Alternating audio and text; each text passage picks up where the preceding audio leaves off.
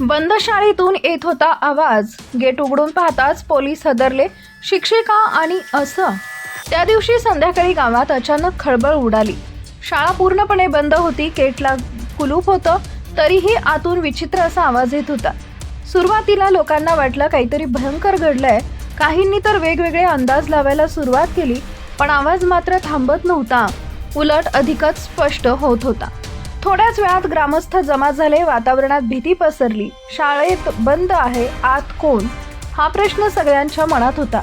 चावी आणली गेली. सगळ्यांचा श्वास रोखला गेला. गेट हळूहळू उघडलं. आत पूर्ण शांतता, पण एका वर्गातून अजूनही तोच आवाज येत होता. लोक त्या दिशेनं गेले.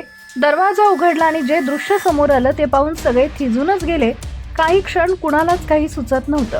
आत कोपऱ्यात एका 6 वर्षाचा बसलेला मुलगा होता, रडत, घाबरलेला, पूर्णपणे एकटा. तेव्हा सगळा प्रकार उलगडला.